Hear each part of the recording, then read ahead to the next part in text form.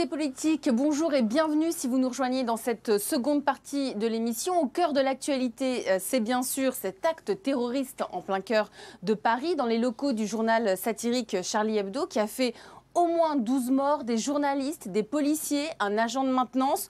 On va essayer de comprendre quelles filières, quels endoctrinements pour en arriver là, quels endoctrinements qui sont à l'œuvre. Avec nos deux invités, Georges Fenech, bonjour. Bonjour. Vous êtes député UMP et secrétaire national à la justice au sein du parti. Jean-Charles Brizard, bonjour. Bonjour. Vous êtes président du Centre d'analyse du terrorisme. Les auteurs de la tuerie auraient dit qu'ils étaient d'Al-Qaïda. Cela vous paraît-il plausible, Jean-Charles Brizard? Oui, c'est plausible. Ceci dit, il faut rester extrêmement prudent. On l'a vu dans le passé, dans un passé récent, des témoignages qui ont été recueillis sur des scènes d'actes qui pouvaient présenter l'apparence d'actes de terrorisme. C'est pas un peu dépassé Al-Qaïda aujourd'hui? Al-Qaïda, non. Il y a une surenchère entre Al-Qaïda et Daesh. Oui, non, alors, oui, on va y venir. Oui, effectivement, ça c'est le cœur de l'interrogation, c'est-à-dire quels sont effectivement les éventuels commanditaires ou à qui vont se référer les auteurs de cet acte terroriste. Est-ce que c'est à Al-Qaïda qui, le premier, avait appelé à l'assassinat de Charb, par exemple, le dessinateur de Charlie Hebdo. Il y a plusieurs années, en 2008. Il y a plusieurs années, voilà, en particulier sa filiale dans la péninsule arabique. Est-ce qu'ils vont se référer à l'État islamique? On sait que Chérif, l'un des deux frères, a été en Syrie et était revenu de Syrie en août 2014, il y a quelques mois. L'un des deux frères suspectés, donc. Sharif avait déjà des liens avec Al-Qaïda en Irak en 2008. Il était déjà repéré par nos services. Oui, je parle du passé récent, mais effectivement, Chérif, lui, était connu puisqu'il avait, pour son implication dans une filière de recrutement et d'acheminement vers l'Irak en 2005. En effet, il a été appréhendé à cette époque-là, condamné en 2008 à 3 ans d'emprisonnement, qui était couvert d'ailleurs par sa détention provisoire et puis remise en liberté. Donc vous nous dites qu'ils étaient connus des services de renseignement, qu'ils étaient surveillés. Georges Fenech, je m'adresse à vous, vous êtes magistrat aussi. Ça veut dire qu'il y a une faille dans notre système de filiation, de surveillance? Elle dit faille, mais en même temps, j'ajouterais, si vous me permettez, laxisme. Quand même, ils étaient repérés. Est-ce qu'il faut attendre qu'ils passent à l'action pour aller les arrêter, ou est-ce qu'il ne faut pas un système de prévention? D'abord, il faut que je dise que l'heure est à l'union nationale. Oui. Avant l'éventuelle critique, opposition, polémique et autres, qui fait partie du débat démocratique. Notre président Nicolas Sarkozy a accepté d'être présent lors de la grand rassemblement et manifestation avec la majorité. Donc ça, je tiens à le rappeler. Maintenant, il est évident que quand on est parlementaire et membre de la commission des lois, et moi-même je suis ces questions depuis un certain nombre d'années, il est normal, naturel qu'on s'interroge sur ces failles. Je sais bien qu'il n'y a pas de risque zéro. C'est ce que disait Manuel Valls bien entendu, mais enfin, on peut quand même resserrer un petit peu le champ du risque. Moi, je m'interroge parce qu'effectivement, celui dont vous parlez avait déjà été condamné. L'un des deux suspects. Chérif, l'un des deux frères. Voilà, les deux frères. Voilà. Donc, il est légitime que les Français s'interrogent. Mais attendez, voilà quelqu'un qui est connu pour ses appartenances à des réseaux, le réseau des buts de Chaumont, c'est bien cela, le 19e arrondissement, qui a déjà été condamné. L'autre qui a participé à un projet d'évasion de quelqu'un qui avait été lui-même condamné pour terrorisme, donc pour les attentats de 95, comment se fait-il qu'ils soient dans la nature? C'est normal qu'on doit s'interroger là-dessus. Moi, d'abord, ce que je demande au gouvernement, tout de suite, là, maintenant, c'est de sortir les décrets d'application de la loi que nous avons votée en novembre 2014 pour améliorer le dispositif de lutte antiterroriste. On a voté il y a 2 mois, c'est toujours pas en application. Certains dispositifs le sont, mais pas tous. Et est-ce que ce dispositif, donc il faut que la bureaucratie se mette en route. Est-ce que c'est la faute de Mme Taubira qui a souvent été accusée dans le scandale? Je ne dis pas que c'est la faute. Je dis qu'il faut que le gouvernement, la bureaucratie sorte les décrets d'application. Ça, c'est le plus urgent. Ensuite, interrogeons-nous. On a amélioré le dispositif, certes, par exemple l'interdiction de quitter le territoire, on remet le passeport, cybercriminalité également, on surveille. Mais moi la question que je me pose aujourd'hui, c'est des gens qui sortent de prison. Est-ce qu'on peut les laisser complètement dans la nature alors qu'on sait qu'il y a un risque? Je me demande, j'y réfléchis depuis hier, je me demande s'il ne faut pas créer, comme en matière d'infractions sexuelles, des gens qui sont potentiellement récidivistes, est-ce qu'il ne faut pas créer un fichier judiciaire des personnes susceptibles de commettre des actes de terrorisme. Mais ça n'existe pas encore, ça? Ça n'existe judiciaire, non, à ma connaissance, non. Il y a un fichier pour ce qui concerne les auteurs d'agressions sexuelles et les violences faites aux personnes, mais un tel fichier aurait le mérite... Un fichier judiciaire terroriste. Un fichier judiciaire avec l'autorisation du procureur, voilà, qui obligerait l'intéressé, qui a déjà été condamné par ailleurs, à venir pointer au commissariat au moins 2 fois par semaine, enfin la fréquence est à déterminer, à suivre ses déplacements, ses changements de domicile, qui est une véritable surveillance judiciaire. Mais a-t-on les moyens pour cela? Est-ce qu'on a suffisamment d'hommes? On est en train de nous dire sur les réseaux sociaux, puisque c'est là que ça se déporte aujourd'hui, à travers les réseaux sociaux, est-ce qu'on peut vraiment canaliser tous ces gens-là? On est je parle à Jean-Charles Brizard, on est dans un nouveau type de guerre aujourd'hui. Plusieurs choses, oui. Le terrorisme, de la guerre à laquelle on était confronté précédemment. A évolué, on était habitué à un terrorisme de groupe, un terrorisme structuré, organisé, hiérarchisé. Aujourd'hui, on est dans un terrorisme individuel essentiellement, ou groupusculaire, on le voit, quelques personnes. Mais avec des armements de guerre. Parce oui, que bien sûr. Ah oui, la détermination est la même, n'a pas changé, et ne changera pas. Bien sûr. Non, ce qui est nouveau et les mesures qui ont été prises néanmoins par le gouvernement quand même dans cette loi, nous militions en faveur d'une telle mesure avec le juge Trévidic en particulier, dans plusieurs articles, c'est l'adoption d'une nouvelle mesure qui est d'application immédiate pour le coup, c'est la nouvelle infraction d'entreprise terroriste individuelle, qui permet précisément de neutraliser préventivement et judiciairement, évidemment, ça veut dire quoi, des individus agissant seuls, hors de tout réseau. Avant, on pouvait le faire pour un groupe de personnes, l'entreprise terroriste, l'entreprise de malfaiteurs, pardon, terroriste, oui. Et aujourd'hui, on ne pouvait pas le faire malheureusement pour un individu isolé. Or, on constate que de plus en plus, quand on voit ce qui se passe en Australie, au Canada en particulier, ils agissent. Est-ce que la loi autorise la prévention ? Ou est-ce qu'il faut attendre qu'on passe à l'acte? Moi, ce qui m'inquiète, c'est que j'ai l'impression qu'on intervient une fois que les gens sont passés à l'acte. Non, le système français, il est basé sur la prévention. L'association de malfaiteurs terroristes, c'est l'infraction clé de l'antiterrorisme en France. Passage à l'acte, si vous appelez la prévention avant le passage à l'acte, je suis d'accord. Mais la prévention, ça suppose, l'infraction nouvelle qu'on a votée effectivement de manière très consensuelle de l'entreprise individuelle, ça suppose un certain nombre de faits matériels. Consultation des sites terroristes, présence d'armes, fréquentation de tel endroit. Si vous vous référez à la prévention de la radicalisation, il y a un certain nombre d'éléments, de faisceaux qui laissent penser que cette personne va ou peut passer à l'acte. C'est là-dessus qu'on intervient. Mais donc ces gens-là ont de l'argent pour pouvoir se procurer toutes ces armes. Oui, ils ont de l'argent, mais ça aussi, on ne peut pas le contrôler. Je veux dire, c'est très facile, malheureusement, de se procurer une arme, une Kalachnikov. On le sait très bien.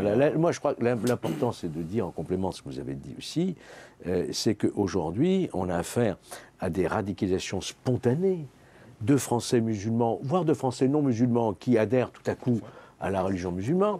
Donc je crois que vraiment la priorité aujourd'hui, c'est une action préventive au niveau de l'information, de l'éducation et du désendoctrinement. On est en matière de dérives sectaires. Et moi, je me suis occupé beaucoup des sectes et je retrouve le même processus de manipulation mentale. Alors voilà, on va en parler. Je voudrais vous poser une question. Sharif Kouachi, je crois, a fait 18 mois de détention. Hein. Oui. Et j'entendais, je crois que c'est son avocat qui disait qu'il s'était beaucoup radicalisé pendant cette période-là. Donc, est-ce qu'il ne faut pas remettre en cause le système carcéral, le problème du prosélytisme religieux qui peut exister à l'intérieur avec des imams qui leur rendent visite, le problème des imams radicaux aussi. Ce sont des problèmes, des problèmes récurrents. Hein. C'est vrai qu'on s'est focalisé sur les réseaux sociaux parce que c'est d'actualité, parce que 90% aujourd'hui des processus de radicalisation passent par Internet. Il y a néanmoins une frange de cette radicalisation qui passe encore par le régime carcéral. Pourquoi? Parce qu'on manque d'imams, on manque d'encadrement, on manque aussi de services de renseignement. Les moyens du service de renseignement de l'administration pénitentiaire sont largement insuffisants. On manque d'imams. De quel type d'imams? Parce qu'il y a des imams radicaux, salafistes. Il n'y a pas assez d'imams par rapport aux aumôniers catholiques. Et donc, s'instituent en prison des imams autoproclamés. Donc problème carcéral, problème au niveau de l'Internet. Vous donnez un ordre de grandeur, on sache de quoi on parle. Il y aurait à peu près quand même 60% dans les prisons françaises de détenus de confession musulmane, dont 30% déclarés pour des questions alimentaires, c'est beaucoup. Et vous avez 150 imams pour une population donc, qui doit représenter, on a 68 000 détenus, donc disons, allez, 30 000 détenus. Comment voulez-vous que 150 imams, alors que dans la région catholique, il y en a 400 ou 500, c'est pas possible. Donc, profitant de cette faille, vous avez ce qu'on appelle des imams autoproclamés, c'est-à-dire des détenus musulmans intégristes qui sont dans les prisons, qui profitent de cette faille pour endoctriner les Mohamed Merah, les Nimouche, etc. Donc il faut effectivement un effort considérable à ce au niveau carcéral, d'imams formés à la République française, aux lois françaises, qui soient capables de tenir un discours. Mais est-ce que ça veut dire, quelque part, ça veut dire les intégrer? Est-ce qu'on peut arriver à intégrer tous ces gens-là? Moi, j'ai l'impression que c'est peine perdue. Ah, on ne peut pas dire ça. Écoutez, on ne peut pas porter atteinte à la liberté de religion. Non, mais d'accord. Il ne s'agit pas de religion, il s'agit d'intégrisme, de fondamentalisme, de radicalisme. Attention. Oui, sur fond religieux. Pardonnez-moi, Georges Fenech, j'ai l'impression qu'on entend depuis des années la même chose, qu'il manque des imams dans les prisons, qu'il n'y a pas assez d'encadrement dans les prisons, qu'il y a un problème au niveau de l'éducation. Donc, on n'avance pas. C'est la même chanson depuis des années. Eh bien, il faut avancer. Mais comment? Maintenant, il faut donner les moyens. On demande des moyens. Il faut donner des moyens à l'administration pénitentiaire. Essentiellement financier. L'administration pénitentiaire, je le disais. Madame Taubira, encore une fois de plus. C'est du ressort du ministère de la Justice. Ce que je peux vous dire quand même, pour être un peu plus rassurant, c'est qu'il existe aussi au sein des établissements pénitentiaires des services de renseignement spécialisés qui font de la collecte d'informations, qui ont des formations et des grilles de lecture pour surveiller un détenu qui se radicalise par des comportements vestimentaires, par la barre, par ceci, par les prières. Donc il y a quand même des renseignements qui sont à l'intérieur des prisons. Mais largement insuffisants. J'ai parlé récemment avec les syndicats de la pénitentiaire qui me disaient qu'il y a un représentant par région, qu'il y a un relais dans chaque établissement pénitentiaire. Mais un relais, c'est pas un fonctionnaire du renseignement, c'est quelqu'un qui fait autre chose. C'est pas suffisant, c'est largement insuffisant. Nous sommes dans une période de contraintes budgétaires, tous les ministères évidemment sont appelés à faire cet effort. Il y a des priorités. Mais là, on est face à un danger qui menace notre société, il faut accorder les moyens. Le président Hollande, Manuel Valls vont pouvoir changer de cap et comprendre en effet que maintenant, il n'y a plus de temps à perdre. Ben écoutez, on les verra sur pièce. Hein. Nous, à l'UMP, on a demandé une commission, on a mis en place une commission d'enquête pour voir comment on surveille ces filières djihadistes. On se souvient qu'à Marseille, 3 étaient rentrés, avaient passé l'aéroport sans aucune difficulté, et s'étaient même rendus d'eux-mêmes au service de police. Donc il y a forcément des choses à améliorer. Donc cette commission d'enquête va permettre de faire des propositions aussi au gouvernement pour faire en sorte qu'il y ait plus de surveillance et plus de moyens. Avez-vous le sentiment que le gouvernement est dépassé ? Je ne dirais pas ça. Encore une fois, il faut faire bloc actuellement derrière le président de la République qui appelle à l'Union nationale. Nous sommes une journée de deuil. Donc, laissons passer cette journée de deuil et ensuite le travail parlementaire va reprendre. Est-ce que vous êtes sûr qu'après cette période de deuil, en effet, d'ici quelques jours, quelques semaines, la politique va reprendre le dessus et on va entendre à nouveau le Front National, Madame Le Pen monter au créneau. Et je crois qu'elle est en train de gagner un tas de voix parce que les gens en ont ras-le-bol. Non, écoutez, moi j'entendais ce matin réclamer la peine de mort. Je vais dire, bon, il y a deux discours en République. Hein. Il y a le discours républicain, puis il y a un discours qui n'est pas réaliste. Je veux dire, voilà. Donc non, il faut vraiment qu'on se rassemble tous pour faire en sorte que et la police et les services spécialisés ont le véritable moyen, et puis qu'on ait des dispositifs législatifs encore plus performants. Je dis bien, en fait. Jean-Charles, quels moyens, justement? Quels moyens souhaitez-vous? Non, mais il y a un point fondamental qu'il faut aborder ici. Ça a été effleuré par M. Fenech. C'est par rapport à des profils comme cela. Dans tous les attentats ou les tentatives d'attentats qui ont été déjoués en Europe depuis 2001, systématiquement, on voit apparaître des profils que l'on connaissait. Et vous avez raison, on en a parlé tout à l'heure, ces personnes condamnées, bien souvent, purgent leur peine. Qu'est-ce qu'on fait après avec ces individus? Il n'y a pas de suivi. Parce que malheureusement, elles ont purgé leur peine. On ne peut plus rien leur reprocher.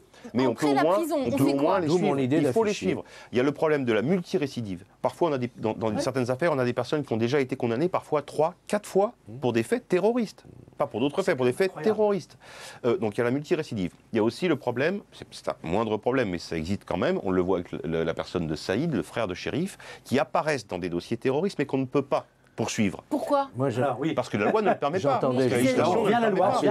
J'entendais Madame Taubira ce matin sur une antenne parler. Il ne faut pas que les terroristes gagnent sur notre démocratie.